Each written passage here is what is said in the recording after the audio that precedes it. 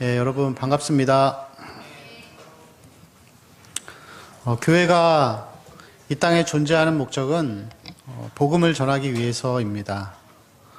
복음을 전하는 이유는 구원을 위해서 복음을 전하는 것이죠. 이 구원에는 내 구원이 있고 남의 구원이 있습니다. 제가 여러분한테 많이 강조하는 자기의 성찰하는 삶, 십자가를 지고 살아가는 삶, 혹은 자기를 부인하고 이 거룩한 삶을 살고 기도와 말씀에 힘쓰고 여러분 스스로를 계속해서 돌아보라 하고 하는 이 말씀은, 제 강조하는 것은 자기의 구원을 위해서 살라고 하는 것이죠. 이것은 하나님의 의에 대한 부분이라고 할 수가 있습니다. 동일하게 남의 구원도 있습니다. 남의 구원은 전도와 선교, 이 구제, 이런 것들을 남의 구원이라고 하는 것이죠. 그리고 그것은 하나님의 나라를 구하는 것입니다. 그래서 내 구원과 남의 구원은 하나님 나라와 의를 함께 구하는 삶이라고 할 수가 있습니다. 여러분, 근데 신앙생활은 항상 제가 강조하지만 이 균형이 중요해요. 내 구원과 남의 구원이 같이 가야지 어느 하나가 강조되어지면은 반드시 문제가 생기게 되어 있습니다. 만약에 이 교회가 남의 구원만을 강조하고 하나님의 나라를 강조하면은 전도와 선교와 구제에 모든 것을 쏟아붓죠. 사실 한국교회가 지난 100년 동안 해왔던 게 하나님의 나라를 구하는 삶, 남의 구원에 이제 많이 치중해 왔던 것이죠. 그러다 보니까 이 내 구원에 대해서는 약해지는 것입니다. 그래서 성도들이 이 교회 외부 이 불신자들이 교회 안으로 들어오는 것은 많이 했는데, 이 들어온 사람들이 내 구원을 이뤄가는 삶에 대해서는 별로 잘 모르는 것이죠. 그러다 보니까 교회 안에 도덕성이 떨어지게 됩니다. 불법과 불의를 행해도 그냥 적당히 어느 정도 그게 은혜라는 명목으로 눈이 감아지고, 그리고 때로는 좀 심해지면은 이 성도들의 삶 가운데에서 뭐가 죄인지조차 구분하지 못하는 그런 아주 심각한 상황에 이르러 온 것이죠. 그리고 지금 우리가 보고 있는 이 조국교회가 이 그리스도인들 가운데 하나님의 의를 구하는 내 구원이 없어지다 보니까 도덕성이 약해지고, 그래서 그리스도인들이 아무리 많아도 세상에 나가서 빛과 소금의 역할을 하지 못하니까 하나님의 나라, 남의 구원도 이루어지지 않는 그런 상황이 되었습니다. 그래서 우리가 아무리 나가서 복음을 전하고 예수 믿으세요 말해도 사람들은 속으로 그 이유를 잘 모르는 것이죠. 어차피 똑같은 모습이라고 한다면은, 그리스도인이나 비그리스도인이나 이 정직성에서 차이가 없다고 한다면은 교회를 나올 이유가 없다고 그렇게 생각을 하는 거겠죠. 그래서 이 구원이라는 것은 이 하나님 나라를 구하는 만큼이나 하나님의 의를 구하는 것도 중요하죠. 여러분, 그런데 반대로 하나님의 의만을 구하고 내 구원만을 구하면은 그것도 사실 문제가 되는 것입니다. 나의 구원을 위해서 계속 밖은 보지 않고 나만 쳐다보고 있으면은 그것도 사실 하나님이 이게 옳게 여기시지 않는 것이죠. 여러분, 스데반 집사님이 왜 순교를 당하셨을까요? 오순절날 회개하고 예수를 믿고 3,000명, 5,000명이 모여가지고 예배드리고 영적인 교제를 나누고 떡을 떼며 나누는 그 시간들을 보내면서 너무 행복한 거예요. 그래서 믿는 사람들끼리 모여서 우리끼리 이렇게 있다가 보니까 사람들이 전도하고 선교하는 일에 힘쓰지 않고 그냥 우리끼리 내 구원만 이뤄가면서 예루살렘에서 떠나지 않는 거예요. 하나님이 스데반 집사의 이 순교를 통해서 이 백성들을, 이 교회에 있는 구성원들을 세상으로 흩어버리십니다. 여러분, 오늘날에 이 중동이나 터키 같은 나라들이 왜 무슬림 국가가 되었는지 아시나요? 이 터키는 사실 사도 바울이 세웠던 여러 교회들이 있는 그런 아주 기독교적으로 역사 깊은 곳이죠. 근데 지금의 터키는 완전한 무슬림 국가입니다. 똑같은 거죠. 사도 시대를 거쳐서 이 속사도 시대를 지나서 이제 교부 시대로 넘어가다 보면은 이 중세 시대가 오기 전까지 계속해서 이 사람들이 내 구원 하면서 마치 그 초대교회 이 스데반 집사님이 순교하시는 그 원인을 제공하듯이 자기들끼리 모여서 자기들끼리 모이고자 하는 거예요. 그때 태동된 게 여러분 수도원 운동입니다. 수도원. 유럽에 가면 수도원 많잖아요. 그럼 여러분 수도원이 주로 어느 지역에 있죠?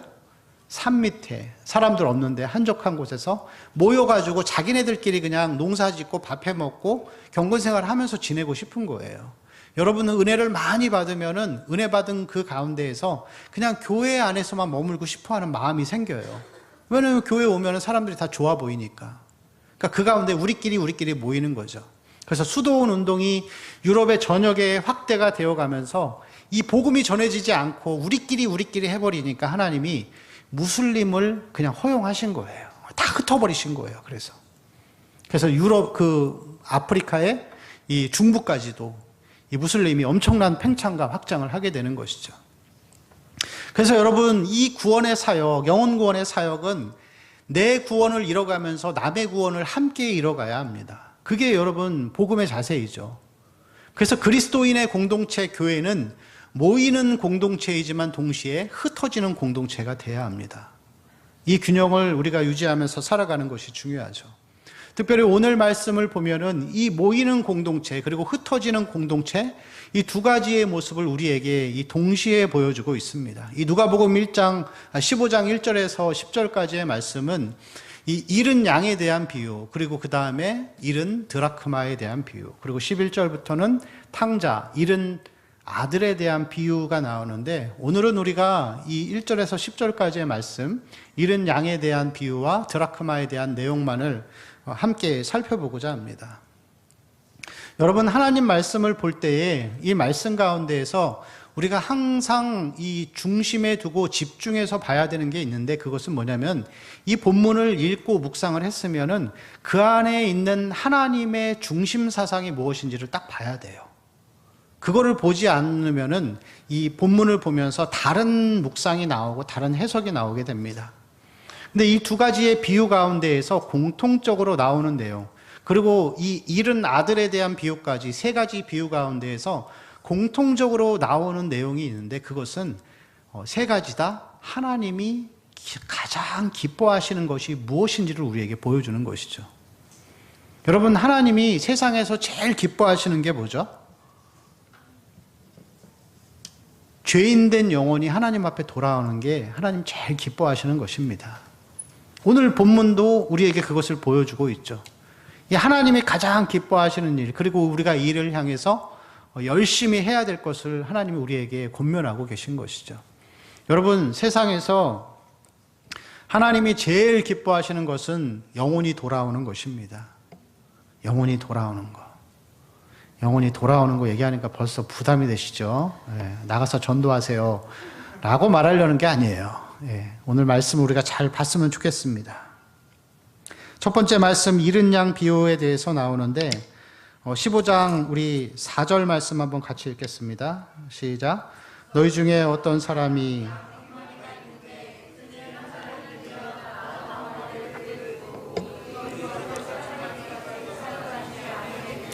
아멘. 자, 양은 이 유대 사회에 있어서 굉장히 어떤 중요한 의미를 담고 있습니다. 유대인들에게 양은 주된 재산이자 또 생계 수단이고, 그리고 구약에 나오는 이 제사들에 반드시 사용되어지는 이 제물로서 사용되어지던 그런 이 동물이라고 할 수가 있겠죠. 오늘 본문에 나오는 말씀을 보면은 이 목자가 100마리의 양을 가지고 있습니다. 이 보통 유대 사회에서 양을 100마리 갖고 있다는 것은 가난한 목자에 속하는 것이죠. 보통은 200마리 이상, 조금 부유하다 하면 300마리 정도를 이렇게 목축을 하는데, 이 본문에 나오는 이 사람은 품꾼을 거느릴 정도도 되지 않는 그냥 평범하고 조금 가난한 그런 목자라고 할 수가 있습니다. 그가 이 양을 잃어버렸던 이유는 이 팔레스타인 지방에서 이 목축업을 하는 그곳은 이 보통 해발 500m 이상의 이 고지대에 위치하고 있어서 이 목자의 눈을 떠나면은 굉장히 험한 그런 지형들이라고 할 수가 있습니다. 그래서 양은 길을 잃어버리면은 사고를 당하기 쉬운 방향 감각을 잘 갖지 못하는 그런 동물이라고 할 수가 있는 것이죠. 그리고 밤이 되면은 이 목자는 이 양들을 한 곳에 모아놓고 숫자를 세기 시작합니다. 혹시라도 잃어버렸을까봐. 그리고 그 숫자가 비게 되면은 이제 그것을 두고서 99마리를 들에다가 그냥 버려두고 이 한 마리의 양을 찾아서 끝까지 찾아낼 때까지 헤매는 모습을 볼 수 있는 것이죠. 찾아낸 후에는 어떻게 하냐면은 5절과 6절 말씀 우리 같이 읽을까요? 시작. 또 찾아낸즉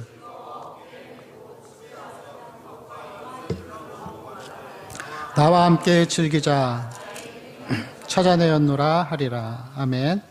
자, 5절 말씀에 보면은 그가 이 양을 찾아낸 후에 찾아낸즉 즐거워했다 그렇게 표현하고 있습니다. 여기서 즐거워한다라는 것은 그냥 즐거워 그런 표현이 아니고 춤추고 싶고 막 날뛰고 싶을 만큼 흥분된 그런 상태, 너무너무 기뻐하는 그런 상태라고 할 수가 있는 것이죠. 여러분, 이 잃은 양에 대한 비유, 동일하게 우리가 보고 있는 두 번째 잃은 드라크마에 대한 비유도 마찬가지입니다. 8절을 같이 읽을까요? 시작. 어떤 여자가 10 드라크마가 있는데 하나를 잃으면 등불을 켜고 찾지 아니하겠느냐. 아멘. 자, 한 드라크마 10개 중에 하나를 잃어버렸습니다. 이 한 드라크마는 이 일반 노동자의 하루 품삯 정도 되는 그렇게 큰 돈은 아닌 것이죠. 뭐 우리나라로 치면 뭐 한 돈 10만 원 그 정도 하는 그렇게 큰 돈은 아닙니다. 그런데 이 여인에게 있어서 한 드라크마가 중요한 이유는 뭐냐면은 이 유대 여인들은 결혼을 할 때 남편이 이 결혼 지참금 형식으로 10 드라크마를 줄에 깨어가지고 그것을 여인에게, 아내 될 여인에게 선물을 해줍니다. 그러면 이 여인은 그것을 결혼 반지처럼 제일 소중하게 여기고 이것을 때로는 머리에 얹고서 다니고 자기가 그것을 즐거워하고 자랑하는 것이죠. 그리고 잘 때도 이 머리에서 풀르지 않고 자기 머리맡에 두고 이제 그것을 간직하고 그렇게 잠을 청하게 됩니다. 그런데 만약에 이 한 가지가 10개 중에 하나가 빠져버리면 이 장신구의 의미를 잊어버리는 것이죠. 잃어버리기 때문에 이 찾기 시작합니다. 찾는데 등불을 켜고 오늘 본문 말씀에 보면 이 드라크마를 찾는다고 표현되어 있습니다. 유대인들이 살던 그곳은 벽돌로 집을 지었는데 보통 이렇게 직사각형으로 지어져 있습니다. 그 직사각형 안에 그 안에 원룸 형식으로 문을 열고 들어가면은 바로 거기서 누울 수 있는 방이 있는 동시에 방 옆에 화장실이 있고 화장실 옆에 부엌이 이렇게 마련되어 있습니다. 그리고 어떤 여러 가지 이유로 인하여서 이 창문이 거의 없는 형태, 있어도 그냥 요리할 때 잠깐 사용할 수 있는 작은 환기구에 불과한 작은 창문을 이렇게 두고 있는 것이죠. 그러면 여러분, 낮에도 아내가 깜깜할 수밖에 없습니다. 이 깜깜한 곳에서 특별히 이 유대인들이 살던 가난한 이 동네의 집들은 바닥이 돌로 깔려 있었는데 이 돌 가운데 돌에 틈이 많았다 그래요. 그리고 이 틈 사이로 이 동전이 떨어지는 일이 빈번하게 일어났죠. 그래서 여인은 등불을 켜고 이 본문 말씀에 의하면은 바닥을 쓸면서 이 동전이 어디 있는지를 이제 찾아 헤매는 그런 모습들을 볼 수가 있습니다. 우리 9절 말씀 같이 읽을까요? 시작. 또 찾아낸즉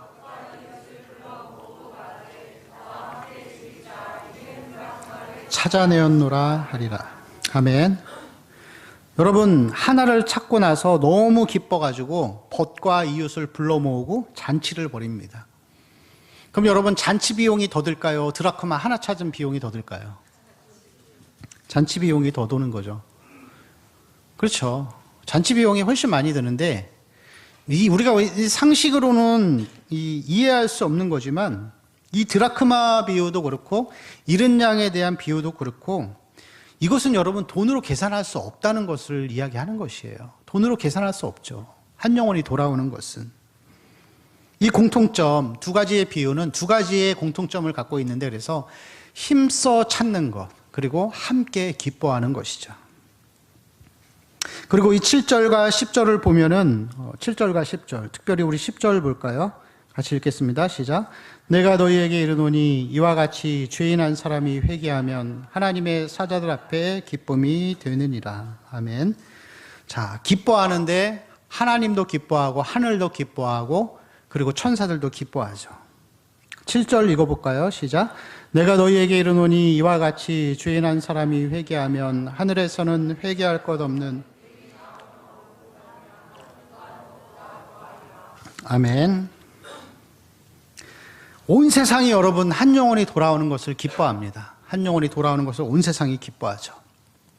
여러분 성경을 보면은 성경을 두 부분으로 딱 나눌 수 있어요. 창세기 1장부터 2장, 그리고 3장부터 요한계시록 21장. 여러분, 이 창세기 1장과 2장에서 온 세상을 창조하고 사람을 창조한 것까지가 1, 2장에서 끝나버려요. 그냥 말씀으로 있어라 하면 끝이에요.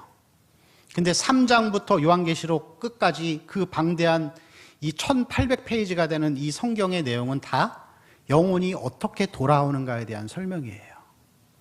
그래서 여러분, 우리가 하나님이 이 세상이 없어지는 것보다 한 영혼이 돌아오는 게 더 중요한 거예요. 우리의 삶으로 보면은 내가 돈 많이 벌고 성공하고 명예를 얻고 건강하게 사는 것보다 한 영혼이 돌아오는 게 더 중요한 거예요. 그게 제일 중요한 것입니다. 그게 우리가 이 땅을 살아가는 존재의 목적이라고 할 수 있는 것이죠. 오늘 본문 말씀에는 우리에게 동일하게 영혼이 어떻게 구원받는지에 대한 방법도 나와 있습니다. 여러분 1절부터 10절을 보다가 제일 많이 나오는 이 동사가 뭔지 혹시 아세요? 눈으로 한번 쭉 보세요. 제일 많이 나오는 동사.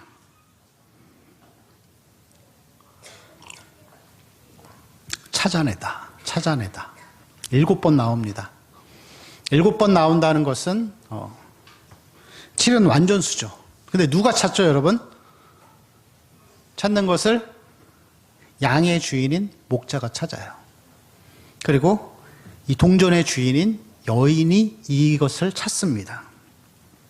그리고 잃어버렸다는 것은 원래 주인이 있다는 것을 얘기하는 것이죠. 누가 주인이죠? 하나님이 주인이시죠. 영혼을 찾는 거는 하나님이 찾으시는 거예요. 사람이 찾는 게 아니고. 우리는 그 영혼을 못 찾아요. 우리를 가리켜서 성경에서 이사야서 53장 6절 말씀을 보면은 이렇게 표현합니다. 우리는 다 양 같아서 그릇 행하여 각기 제 갈 길로 갔거늘. 우리가 사람을 찾고 영혼을 구원하는 게 아닙니다. 이 구원의 역사, 이 영혼을 구원하는 역사는 하나님, 우리의 영혼의 주인이신 하나님이 찾아내시는 적극적인 하나님의 역사라고 할 수가 있습니다. 여러분, 하나님이 세상을 만드실 때 성부 하나님이 세상을 계획하시고 성자 예수 그리스도가 그 세상을 만드는 실행하시고, 그리고 성령 하나님이 지금까지 이 세상을 유지하고 섭리하시고 운행하고 계신 것이죠. 여러분, 동일하게 구원의 역사도 마찬가지입니다. 이 구원의 역사는 우리가 하는 것이 아니고 성부 하나님이 그것을 창세전에 계획하신 이후에 예수 그리스도가 이 땅에 오셔서 그 많은 사역들을 행하신 거예요. 여러분, 우리는 그냥 믿음으로 내가 믿습니다 하면 영혼이 구원받지만 하나님의 입장에서는 간단한 게 아니에요, 여러분. 33년 동안 그 모진 고통을 당하시고 핍박과 멸시와 그 가난과 고통과 그 아픔과 그 고통 가운데 모욕을 당하면서 십자가에 발겨벗겨져서 그 죽으신, 그리고 그 부활하신 그 사역, 그 어마어마한 희생과 죽음을 통해서 그 구원이 완성된 것이죠. 성부 하나님이 자기의 하나밖에 없는 아들을 우리를 위해서 희생시켜 주신 것입니다. 하나님이 다 하신 것이죠. 여러분, 예수님이 이 십자가에 못 박히시기 전에 하신 말씀이 있습니다. 주여, 할 수만 있거든 이 잔을 내게서 옮기시옵소서. 예수님도 이것이 너무 힘들었기 때문에 감당할 자신이 없으셨던 것이죠. 하나님과 떨어질 수 없는 그 마음 가운데, 고통 가운데 사셨습니다. 십자가에 달리셔서도 예수님은 우리에게 그렇게 말씀하셨습니다. 나의 하나님 어찌하여 나를 버리셨나이까. 여러분, 예수님이 십자가에서 죽으신 그 희생이 여러분 우리에게 마음의 감격으로 다가오길 바랍니다. 여러분, 예수님이 죽으실 때 그 십자가의 죽으심은 그냥 값어치 없는 것이 아닙니다. 우리가 글로써 그냥 읽고 끝낼 그것이 아니고, 그것이 우리를 위해서 예수 그리스도가, 하나님 아버지가 얼마나 위대한 희생과 얼마나 많은 것들을 지불하셨는지를 우리가 깨닫고 살아야 하는 것이죠. 이 구원의 역사는 오직 하나님의 이 역사라고 할 수가 있습니다. 누가복음 18장 말씀을 보면은 그때 이 사람들이 이야기를 합니다. 이 부자 청년이 나와서 말하기를 선한 선생님이여 내가 율법을 다 지켰으니 내가 구원을 받을 수 있겠지요? 담대하게 나아옵니다. 그리고 그 다음에 베드로가 다시 물어봅니다. 주님, 제가 모든 것 다 버리고 주님 따랐는데 뭘 주실 수 있습니까? 자기의 의를 나타내는 거죠. 근데 거기에 대해서 예수님께서 누가복음 18장 32절에서 33절을 보면 이렇게 말씀하고 있습니다. 같이 읽어볼까요? 인자가 이방인들에게 넘겨져 희롱을 당하고 능욕을 당하고 침뱉음을 당하겠으며 그들은 채찍질하고 그를 죽일 것이나 그는 3일 만에 살아나리라. 예수님의 말씀은 그겁니다. 너희들이 이 구원의 사역을 하는 거에 있어서 아무것도 한 거 없어. 너희들이 그나마 하나님 앞에 나와서 예배드리고 봉사하고 헌금했다고 하는데 그게 예수님의 죽으심과 부활하심에 비하면은 뭐가 그렇게 의를 내세우고 나타낼 거냐 말씀하시는 거죠. 예수님의 희생 앞에 우리가 내세우고 자랑할 것이 없다는 것이죠. 이 하나님의 능력을 통해서만이 여러분 영혼의 구원의 역사가 나타날 수 있는 것입니다. 여러분 누군가 나를 통해서 영혼이 구원받기를 원하시면은 예수 그리스도 십자가 앞에 나아가십시오. 십자가의 능력 가운데 나를 붙들어 주시고 그 십자가의 권세와 능력으로 그 영혼을 불쌍히 여겨달라고 그 마음 품고 나아가야 할 줄로 믿습니다. 1절 말씀을 한 번 더 같이 읽겠습니다. 시작. 모든 세리와 죄인들이 아멘. 말씀을 들으러 가까이 나아오니 영혼 구원이 이루어지는 방식을 우리에게 보여주고 있습니다. 사람이 구원받는 방법.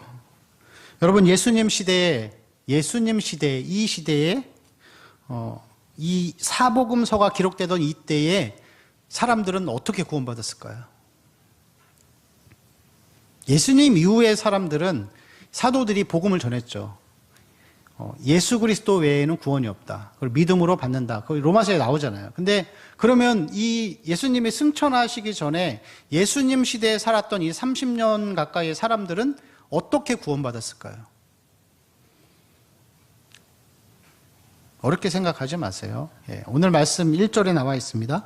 예수님 말씀을 듣고 구원받은 거예요. 내가 길이요 진리요 생명이니 나로 말미암지 않고는 아버지께로 올 자가 없느니라. 그것을 믿은 자들이 구원받는 거죠. 오늘 말씀을 보니까 예수님의 말씀을 들으러 가까이 나아왔다 그랬습니다. 여러분 영혼 구원의 역사는 들음을 통해 나타나는 거예요. 말씀을 듣는 것을 통해서. 그래서 로마서 10장 17절 말씀을 보면 그러므로 믿음은 들음에서 나고 들음은 그리스도의 무엇이요? 말씀으로 말미암는 것이죠.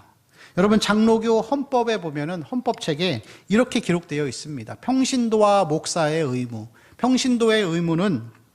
평신도는 불신자를 이 교회로 인도하는 그 의무가 있어요. 교회로 인도하는 거예요.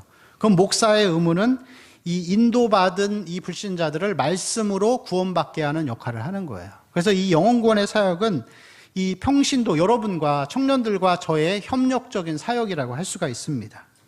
그럼 여러분 우리가 이 영혼구원의 사역을 위해서 그 영혼을 하나님 앞으로 이끌기 위해서 해야 될 일이 있는데 하나는 기도하는 거예요. 기도를 통해서 잃어버린 영혼이 누구인지를 보는 지혜가 필요해요.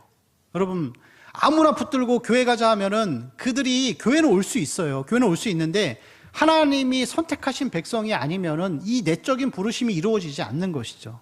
그래서 우리가 여러분 영혼을 구원하고 싶고 전도하고 싶으면은 기도를 많이 하셔야 돼요. 그래서 하나님 앞에 지혜를 구하는데 어떤 지혜를 구하냐면은 잃어버린 영혼이 누구인지를 보게 해달라고 구해야 돼요. 제가 리더훈련 할 때 그런 얘기 했었죠. 저희 어머니가 기도를 하루에 5시간씩 하시던 분이었어요. 돌아가실 때까지. 근데 잃어버린 영혼이 보이는 거예요.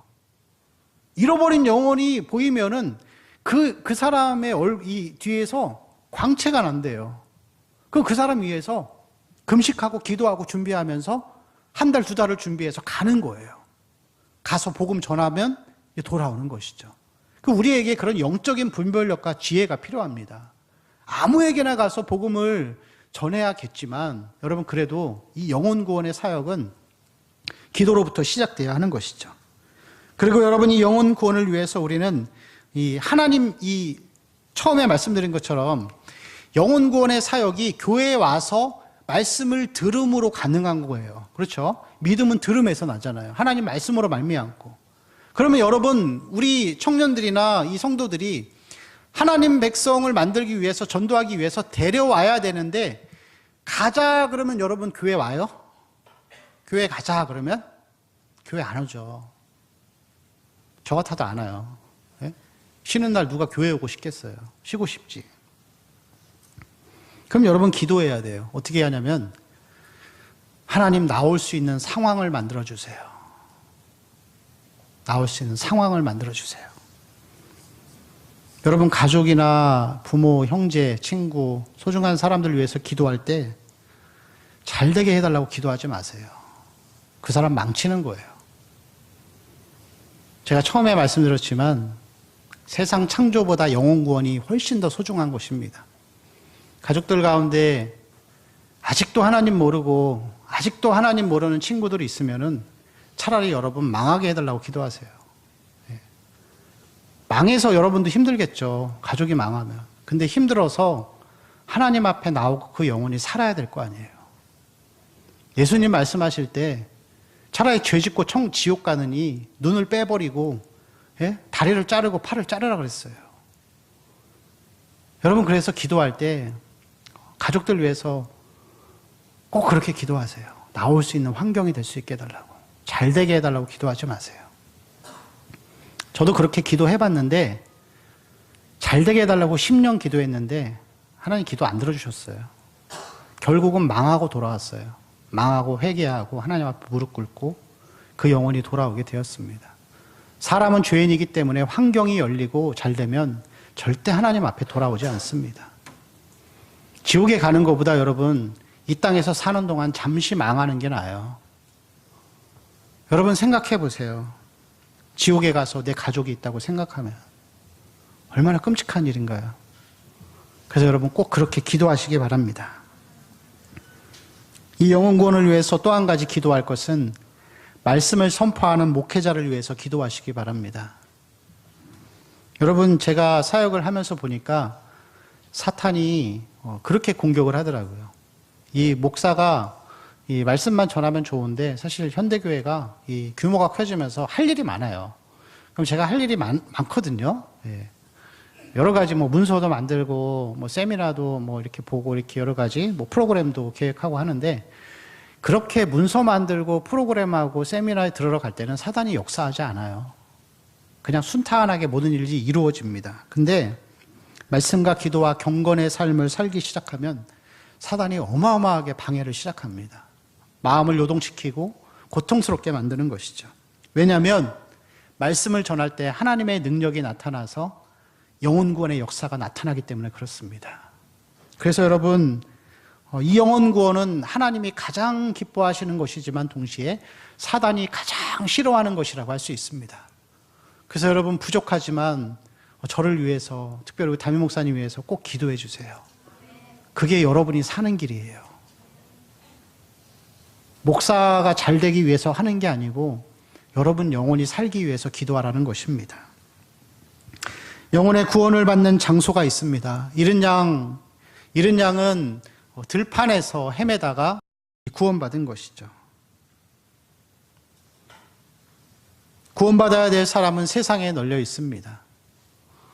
여러분, 그들을 위해서 꼭 기도하시기 바랍니다. 근데 잃어버린 영혼은 교회 안에도 있습니다. 오늘 말씀을 보면 잃은 드라크마, 여러분 이 드라크마가 집 안에 있죠? 집 안에 있어요. 집 안에 있지만 캄캄한 집 안에 있는 것입니다. 교회를 다니지만 구원받지 못하고 그냥 교회를 다니는 사람들. 로마서 1장 17절 말씀을 보면 내가 복음을 부끄러워하지 아니하노니 이 복음은 모든 믿는 자에게 구원을 주시는 하나님의 능력이 됨이라. 첫째는 누구에게요? 유대인에게요. 유대인들이 하나님 몰랐나요? 그렇지 않습니다. 모세오경을 다 외우고 있었고 성경을 가지고 있었고 하나님의 선택받은 백성이었죠. 아브라함이 그들의 조상이었습니다. 그렇지만 바리새인들은 구원받지 못했습니다. 여러분, 교회 다닌다고 다 구원받는 거 아니에요. 교회 다녀도 구원 못 받을 수 있어요. 특별히 모태신앙인들, 하나님을 인격적으로 만났는지 한번 점검해 보세요. 회심을 경험하고 하나님의 이 은혜를 경험했는지 한번 생각해 보시기 바랍니다. 오전에 목사님 말씀하신 것처럼 이 세상 자랑과 이 신앙을 함께 가지고 있는 사람들도 위험한 사람들입니다. 예배는 참석하고 교회는 나오는데 세상 게 너무 좋은 거예요. 친구들 만나서 술 먹고 어울리고 그냥 세상 명예 영광을 추구하는 자들. 저는 그런 사람들을 그렇게 표현합니다. 후라이드 반 양념 반 신앙. 세상도 좋고 교회도 좋은 거예요. 세상에 나가 있으면 뭔가 찝찝하고 교회만 있자니 이 즐거움을 버리기 싫은 거죠. 그런 사람들에게도 영혼의 구원이 필요한 것입니다. 그리고 종교에 익숙한 자들. 너무 오랫동안 교회를 다녀왔기 때문에 그냥 예배에 익숙한 거예요. 찬양에 익숙하고 말씀 듣는 거에 훈련이 되어져 있고 그런 것들.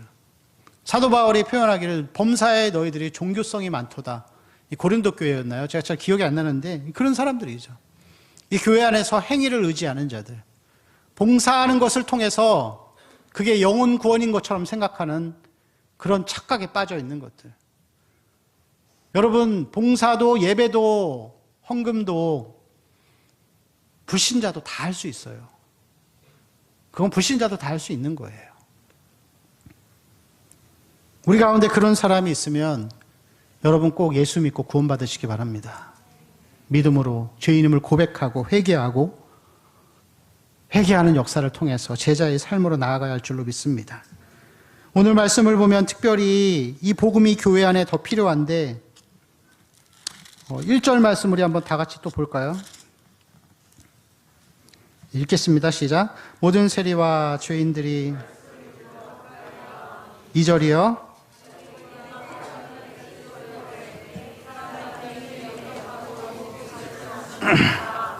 아멘.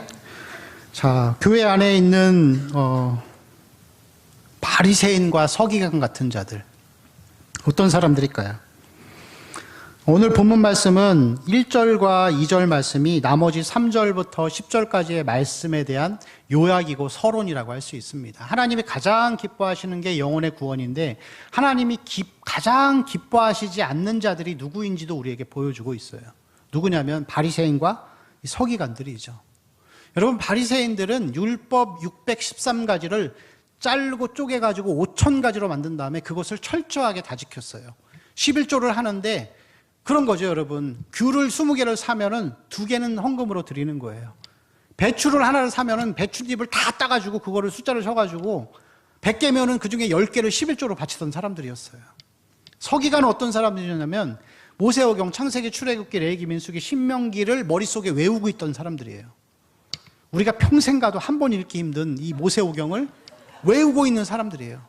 근데 하나님 말씀하시죠. 구원받지 못했다. 하나님 기뻐하시지 않는 자들입니다. 교회 안에 이 바리새인들, 영적인 바리새인들 너무 많죠, 여러분.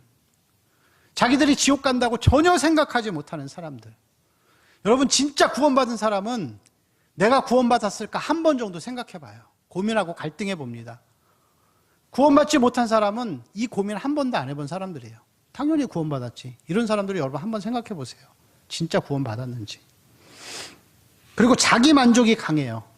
이 바리새인이 기도할 때 그러죠. 주여, 나는 일에 금식도 2번 하고 11조도 하고 나는 하면서 자기를 계속 만족하고 강조하는 그런 모습을 보여줍니다. 여러분, 만족한다라는 것은 신앙의 갈등과 고민이 없는 걸 얘기하는 거예요. 이런 고민이 없어요. 내가 지금 하나님을 왜 더 사랑하지 못할까? 나는 왜 거룩하게 살아가지 못할까? 나는 왜 믿음이 요거밖에 안 되나? 이런 마음 없으면 여러분 천국 갈지 지옥 갈지 저 몰라요. 제가 모르겠어요. 제가 공부를 해보니까. 근데 이 땅에 어떤 이 교회 안에 속한 이 바리새인들인 것이죠. 2절 말씀을 보니까 여기서 바리새인과 서기관들이 수군거렸다고 했습니다. 수군거렸다고. 무엇을 수군거리냐면은 예수님이 이 세리와 죄인들과 함께 영접하고 그들과 음식을 먹는 것을 비판하고 그것을 이제 싫어하는 그런 모습이라고 할 수 있겠죠. 이 영적인 바리새인들의 특징은 구분 짓는 것이 있어요. 구분 짓는 거. 나는 쟤네들과 달라. 나는 쟤네들과 달라. 여러분 마태복음 23장 15절에 의하면은 이 바리새인들은 한 사람의 계종자를 얻기 위해서 바다와 육지를 두루 다니면서 그 가운데 이 한 사람을 구원하기 위해서 전 세계를 돌아다닌다고 그랬어요. 근데 이 바리새인들이 돌아다니는 이유는 하나예요. 자기들의 종파를 열심히 신봉하는 바리새인들을 만들고 싶어서 그러는 거예요. 교회 안에서 여러분 그런 거 있어요. 우리 교회는 제가 볼 때 뭐 그나마 양호한 편인 것 같아요. 뭐 다른 교회 비교하면. 근데 이제 그런 사람들이죠. 우리끼리. 예? 자기와 다르면 배척해버리고 함께하지 않고 상처 주고 이러한 사람들이 복음과 영혼 구원의 사역을 막아버리고 있습니다. 하나님 앞에 회개해야 합니다. 진리 안에서 예수 그리스도는 우리를 연합하기를 원하십니다. 하나님이 우리에게 오신 거는 우리와 연합하시고 하나 되기 위해서 오신 건데 마귀가 하는 역사는 사람을 분열하고 갈라놓고 편을 내고 나는 저들과 다르다 하면서 비방하고 욕하고 나와 같지 않으면 함께할 수 없다고 이야기하고 그런 자들이 바로 영적인 바리새인들이죠. 하나님이 기뻐하시지 않습니다. 하나님이 기뻐하시지 않는 것으로 끝나지 않습니다. 여러분 그런데 이런 사람들도 다 잃어버린 영혼입니다. 그런 바리새인들도 잃어버린 영혼들인 것이죠. 로마서 9장 3절 말씀을 보면 이 사도 바울이 이렇게 말씀하고 있습니다. 나의 형제 곧 고륙의 친척을 위하여 내 자신이 저주를 받아 그리스도에게서 끊어질지라도. 자기 형제 고륙, 예수를 죽인 자들이었지만 자기 백성들, 자기도 유대인인데 유대인들이 다시 돌아오기를 바라고 그렇게 하지 않으면 자기가 저주를 받고 그리스도에게서 끊어져서 지옥 가는 한이 있다도 그래도 괜찮다 할 정도로 이 유대인들이 돌아오기를 바라고 있습니다. 로마서 11장 1절을 보면 하나님이 이렇게 말씀하십니다. 하나님이 자기 백성을 버리셨느냐? 그럴 수 없느니라. 나도 이스라엘이니요. 그렇죠, 여러분. 마지막 예수님이 이 땅에 오시기 전에 그 재림의 때 전에 나타나는 역사가 있는데 유대인들이 회개하고 하나님 앞에 돌아온다 그렇게 예언하고 있습니다. 여러분 우리 청년들 보면서 저는 여러분들이 한 사람도 떨어지지 않기를 바랍니다. 다 예수 믿고 천국 가고 구원받는 역사가 나타나기를 바랍니다. 우리 청년들 가운데 잘 따라오고 말씀에 반응하는 청년들도 있지만 여전히 세상을 좋아하고 세상 자랑을 좋아하고 당짓기를 좋아하고 이 목회자의 마음을 씁쓸하게 하는 우리 청년들을 보면서도 제가 마음속에 원망이 되다가도 그냥 그런 마음이 듭니다. 저 새끼도 하나님이 나한테 주신 영혼인데 불쌍한 마음을 가지고 하나님이 구원받기를 원하고 계십니다. 여러분 우리가 잃은 양을 보았을 때 목자의 마음은 너무나도 다급했습니다. 왜냐하면 맹수가 언제 죽일지 모르는 그런 어려움이 있었기 때문에 그런 것이죠. 여러분 소중한 가족들과 친구들과 이웃들이 아직도 하나님 앞에 나오지 못한다면 여러분 목숨 걸고 그들을 위해서 눈물흘려 기도해야 할 줄로 믿습니다. 여러분 지옥이라는 것은 지옥은 은혜가 없는 곳이에요. 지옥이 왜 끔찍하냐면은 이 땅에 살아가는 사람들은 그래도 하나님의 은혜를 받으면서 살고 있는 거예요. 교회 안 다녀도 햇빛을 쬐을 수 있어요. 교회 안 다녀도 공기를 마실 수 있어요. 먹고 싶으면 물도 먹을 수 있고 교회 안 다녀도 부모가 있고 형제가 있고 자녀가 있을 수 있어요. 돈 벌 수 있는 직장이 있고. 근데 여러분 지옥 가면 하나님이 안 계신 거예요. 공기를 마실 수 있는지 없는지 모르고 햇빛이 있는지 없는지도 몰라요. 회개해도 하나님이 듣지 않으세요. 그 뜨거운 불구덩이에 들어가서 몸이 탈 것처럼 죽을 것 같이 불에 데이는 고통을 받아도 살은 타지 않고 영원히 그 상태로 유지되는 거예요. 얼마나 끔찍한가요? 그래서 여러분 우리가 이 영혼 구원의 사역을 위해서 그들을 위해서 함께 기도했으면 좋겠습니다. 우리 교회 가운데 특별히 공동체 가운데에서 교회는 다니지만 종교에 익숙하고 바리새인과 같이 살아가면서 자기 만족에 빠져서 자기 영혼이 구원받았는지도 모르는 그런 사람들을 위해서도 함께 기도해야 할 줄로 믿습니다. 여러분 자신의 영혼을 돌아보는 시간도 가져야 합니다. 나는 정말 영혼을 구원받았는가? 내가 하나님 백성이 맞는가?